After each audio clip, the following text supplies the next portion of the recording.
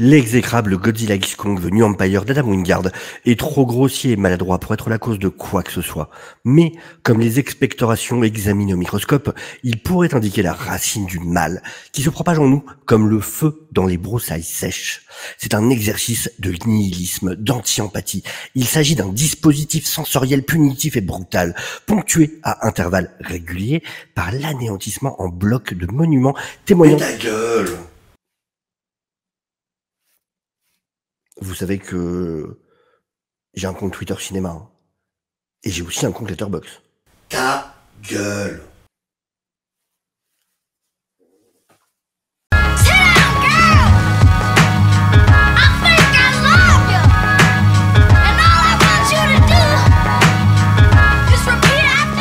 Bonjour à tous, j'espère que vous allez bien. Aujourd'hui on se retrouve pour parler du film Godzilla Kong, le nouvel empire venu Empire, qui sort mercredi prochain officiellement. Là on est le vendredi 30 mars, mais il y avait partout en France des avant-premières dès ce soir, dès le vendredi. Donc j'en ai profité pour aller le voir. Qu'est-ce que j'en ai pensé ? J'ai autant apprécié que le film est con. Et le film est vraiment très con. J'ai pas mentir là-dessus. Vraiment, c'est pas pour tout le monde.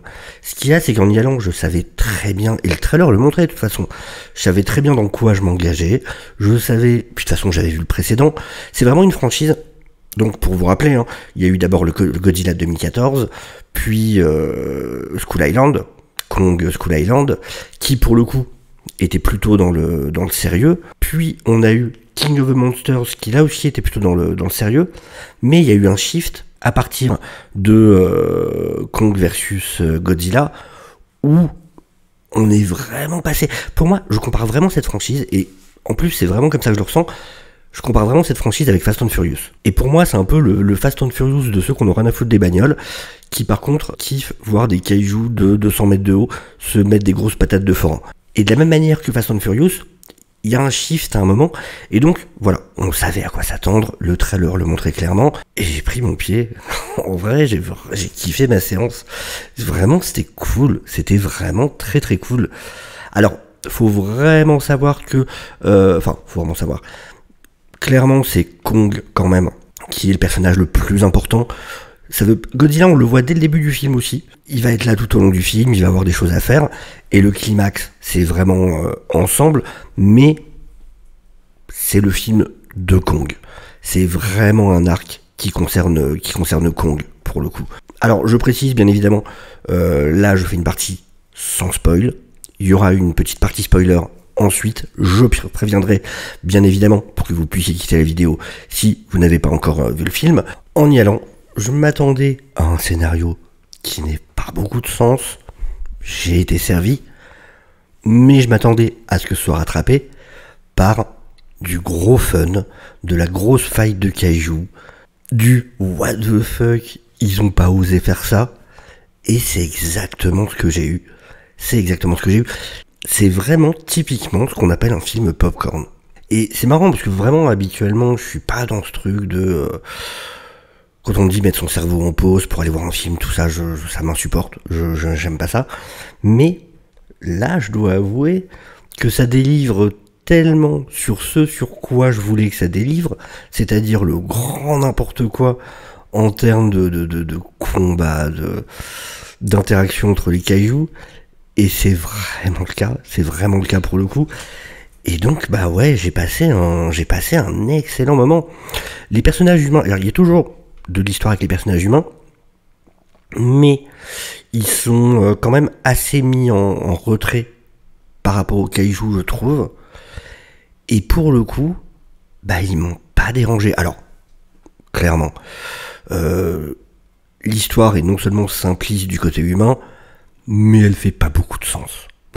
Bon, il y a un moment, sans rien vous spoiler, mais genre là, donc on retrouve la scientifique du premier film, qui est interprétée par Rebecca Hall, et sa fille adoptive, Kylie Haughey, qui interprète Jia, qui est la seule survivante de l'île de Skull Island.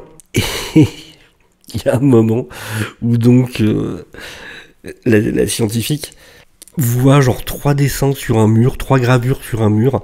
Elle est capable de nous faire mais tout l'article de l'Encyclopédia Universalis. Mais en mode, enfin, elle récite toute une histoire, mais il y a 3 dessins quoi. Sérieux, en 20 secondes là, tu viens de déchiffrer tout ce que tu viens de dire là. Ton texte qui prend 2 pages. Ah d'accord, ok. Pourquoi pas, y a pas de souci. Mais ils n'ont pas dérangé les persos humains. Et alors surtout, il y a un personnage interprété par Dan Stevens qui joue Trapper. Et on retrouve Brian Tyree Henry qu'on avait déjà vu dans le film précédent. C'était celui qui s'occupe de l'espèce de podcast et qui faisait équipe avec les enfants ensuite. Et je trouve qu'il y a un truc qui marche vachement bien sur les deux là. Et pourtant, le personnage de Brian Tyree Henry, qu'on a déjà vu aussi dans Eternals, d'ailleurs, j'avais déjà beaucoup apprécié dans Eternals, et j'aime bien cet acteur. Je trouve vraiment il a un truc qui fonctionne, et du coup, même en comic relief, déjà, il en fait pas trop. Ça reste, pour le coup, c'est une des rares choses où pour le coup, ça reste logique, ça reste cohérent, que ce personnage, effectivement, puisse avoir ces réactions-là, mais il en fait pas trop non plus. Et je le trouve sincèrement plutôt drôle. Et en plus, vraiment, il y a ce truc avec Trapper. Trapper, pour moi, c'est un peu une espèce de Jeff Goldblum de Jurassic Park. Il y a vachement cette vibe-là. Sa première arrivée, je la trouve géniale. J'aurais voulu qu'elle dure 2 fois plus longtemps. Tellement ça n'a aucun sens. Mais aucun sens. En plus, de mémoire comme ça, j'ai l'impression que c'est vraiment lui, à chaque fois, qu'il y a des espèces de musique pop. À chaque fois qu'il a ses actions à lui, il y a toujours des musiques vraiment pop, assez particulières. Et je trouve que ça colle tellement bien. Je veux voir plus de ce personnage.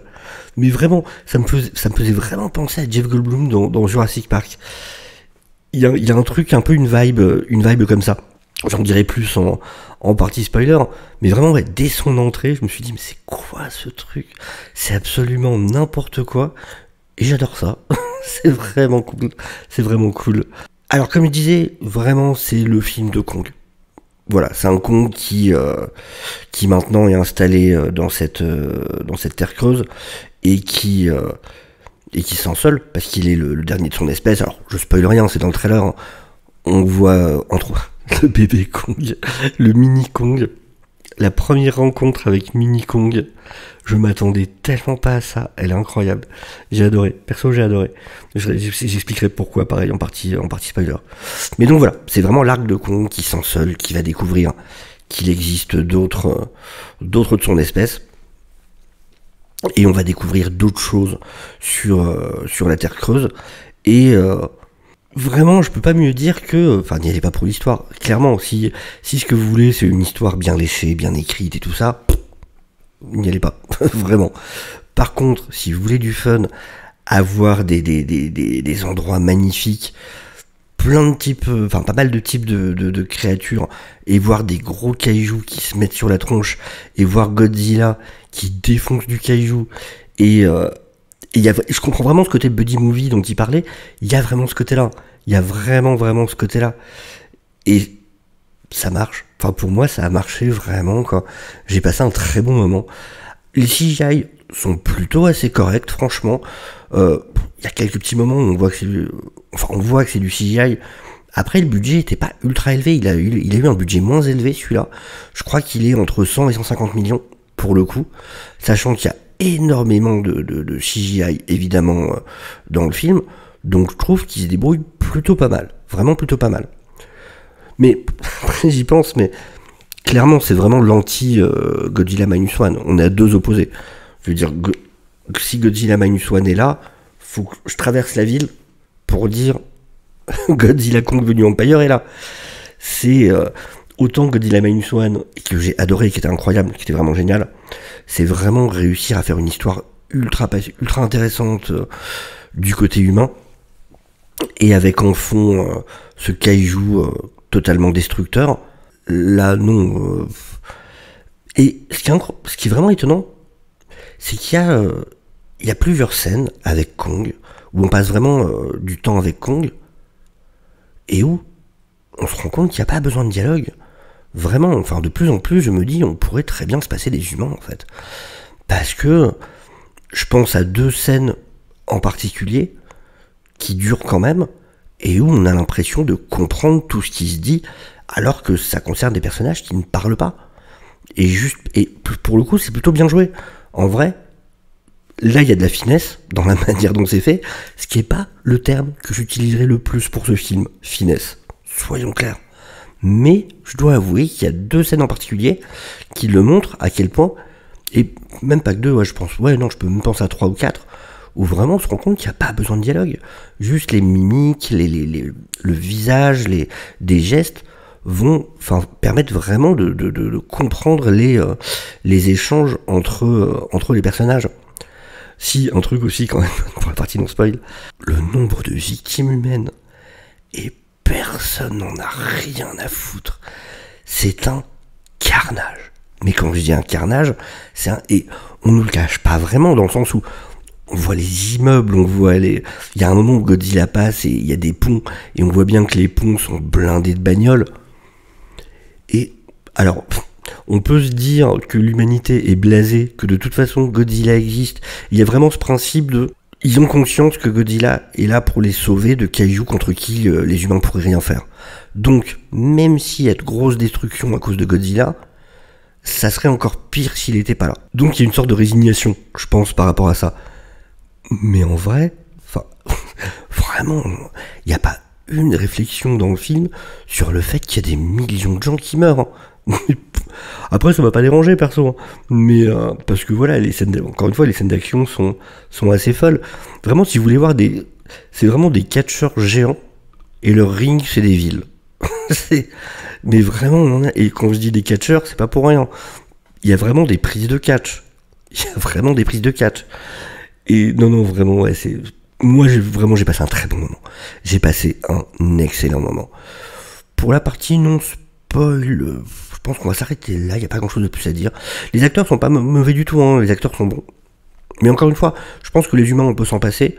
Mais, surtout, coup de cœur pour le duo, donc Trapper Bernie, Dan Stevers et Brian Tyree Henry, où je retrouve un peu limite cette énergie un peu que j'avais trouvé dans Star Wars 7 avec Finn et Poe, avec tous les défauts que je trouve au Star Wars de Disney, mais Finn et Poe, je trouvais qu'il y avait vraiment une dynamique, une énergie qui fonctionnait bien, et j'ai un peu retrouvé cette énergie-là avec ces 2 persos-là. Donc voilà, je vais passer à la partie spoiler, du coup, attention. Après, honnêtement, le scénar, c'est pas le truc le plus intéressant du film.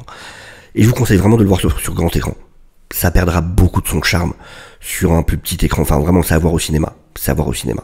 On passe tout de suite à la partie spoiler. J'ai pris mon pied. Vraiment, dès le début du film, on commence sur une scène d'action avec ce Kong en mode seul et un peu loser. Il y a un peu ce délire-là. Ça participe vraiment au côté buddy movie en plus, d'avoir un des 2 personnages comme ça qui est un peu en mode lose. Et donc on commence direct avec lui. Bim, on enchaîne direct avec une scène avec Godzilla, ce qui en plus amène sur un comique de répétition. J'adore ce délire en gros, Godzilla, c'est un gros chat. Et il a son panier, mais alors lui, son panier, c'est je sais plus comment ça s'appelle. Le théâtre antique, les arènes à Rome. Autrement, c'est son panier de chat, lui. Et à la fin, du coup, il y retourne pour dormir, et ça m'a beaucoup trop fait rire. Parce que du coup, je pensais à mon chat, je me suis dit, mais c'est tellement ça, en fait. J'espère que quelqu'un refera ce film en remplaçant Godzilla par un chat. Ne serait-ce que certaines scènes. Vraiment, ça s'y prête. Tellement, mais tellement. Et ouais, non, mais c'est du grand n'importe quoi. L'arrivée de Trapper avec la musique, quand il débarque pour arracher la dent de Kong, qui est vraiment en mode rien à foutre. Salut avec la vieille musique et tout. Et le moment quand ils amènent Powerhouse, donc le délire du bras mécanique. Ah, bordel. Ah ouais, quand même, quoi. Et qu'on voit après, du coup, Godzilla avec son amélioration. Oh putain. Ah, c'était... Et... c'est tellement de trucs que je pense. Godzilla qui fait un suplex à Kong. Mais rien que pour ça. rien que pour ça. Et ce combat à 4 à la fin, sur le climax, où vraiment il se passe... Puis à 4, puis en plus après, où du coup, Shima ou un truc comme ça, qui change de Shimo, enfin bon, la créature qui envoie de la glace, qui du coup change de camp quand le truc qui permet de le contrôler par la douleur est brisé. Ça m'a... Oh si, et puis quand Kong et Godzilla se battent et qu'ils sont en train de détruire les pyramides, ça fait tellement buddy movie, ce moment où les deux se battent, et il faut qu'il y ait l'arrivée de la meuf, ce que je considère comme la meuf de Godzilla. Bon, meuf de Godzilla qui s'avère être une mythe géante, chacun ses goûts, je ne juge pas. Et Kangoro, c'est bon, vous arrêtez vos conneries, les deux relous là. Et pouf, du coup il s'arrête direct. Ok, pardon, autant pour moi. Pardon chérie. Et ça m'a beaucoup fait rire. Ça m'a beaucoup... Vraiment, en plus on voit cette espèce de grosse mythe. Et qui parvient à arrêter direct le combat où même Godzilla fait plus son malin. Ça me fait beaucoup trop rire. Mais après les humains, voilà, vraiment le délire. Avec toute cette prophétie. L'autre, elle voit 3 dessins sur le mur. Donc, en fait, Godzilla a mené une guerre contre machin. Et les singes ont voulu machin. Mais heureusement, t'as juste un dessin avec 3 singes. Et l'autre, elle te sort tout un truc qui était là. Mais what the fuck. Et donc, ils attendent quelqu'un de l'île de... Comment ils savent qu'il y a l'île de Skull en plus, eux? Enfin, on sait rien. Puis ils savent qu'il y a encore des gens. Ça n'a aucun sens. Après, honnêtement, ils n'ont pas réussi à faire plus con que le coup de télécharger une source d'énergie dans le film précédent. Pour l'instant, ça reste le summum de la débilité. Après, voilà, beaucoup de facilité. Hop, Kong s'est blessé le bras. Oh bah ça tombe bien, on avait commencé l'opération amélioration, et justement on avait pile fait une pièce pour ce bras-là. Ça tombe bien, dis donc. Mais... je l'accepte. Pour ce film-là, je l'accepte. Parce que vraiment, je me suis bien amusé. C'est vraiment un film à aller voir pour s'amuser. Son paquet de popcorn, sa boisson, on est installé. Et on en prend, mine de rien, quand même plein les yeux. Et je trouve ça vraiment sympa. C'est cool, vraiment, on est gâtés. Enfin, cette année, d'avoir eu un Godzilla Minus One d'un côté, qui, pour le coup, est vraiment un bon film dans le côté de ce que ça raconte, de la manière dont c'est filmé, enfin de plein de choses. Et Godzilla Kong New Empire, qui est juste un gros morceau de fun. Ils savent très bien ce qu'ils font, ils sont en mode allez, on s'amuse, on en a rien à foutre, on y va à fond. Et ça fait plaisir, ça marche. Et avoir 2 films Godzilla aussi, même si celui-là est plus un film Kong, mais aussi éloignés l'un de l'autre dans la même année, bah, je trouve ça cool. Je trouve ça vraiment cool pour le coup. Et d'avoir pu kiffer de manière aussi différente sur ces 2 films, c'est top. Franchement, on a de la chance. Et d'ailleurs, c'est pas trop mal filmé, celui-là. Honnêtement, ça va. Il y a des idées assez sympas. L'action est plutôt bien filmée. Il y a des bons petits mouvements de caméra. Il y a un travail de photographie qui est plutôt sympa. Donc ouais, non, franchement, c'est assez compétent de ce côté-là, pour le coup. Ah, et pour le bébé Kong, j'avais dit que je dirais pourquoi j'avais adoré la rencontre.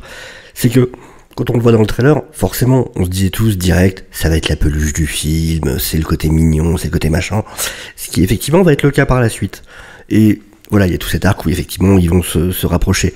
Mais le début, le fait qu'ils se rencontrent et que ce soit une petite teigne, mais voilà, juste parce qu'il est dans cette société de Kong, enfin de singe géant dirigé par ce prince Car, dont j'ai pas parlé d'ailleurs, mais qui est cool, que j'ai trouvé vraiment cool, cet antagoniste. J'adore le... Ils auraient pu partir dans le truc juste d'un autre Kong encore plus baraqué ou quoi, mais ils sont partis sur un truc différent. Au début, on a l'impression que c'est un espèce de vieux singe qui a du mal à se déplacer, sauf qu'en fait, j'adore comment il se tient la première fois quand il se lève, où il est un peu en arrière comme ça, et où en fait, ça joue surtout sur son agilité. C'est un singe qui est super agile, du coup.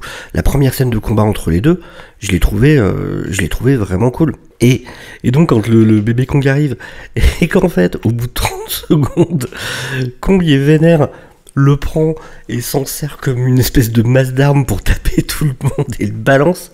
J'étais en mode what the fuck.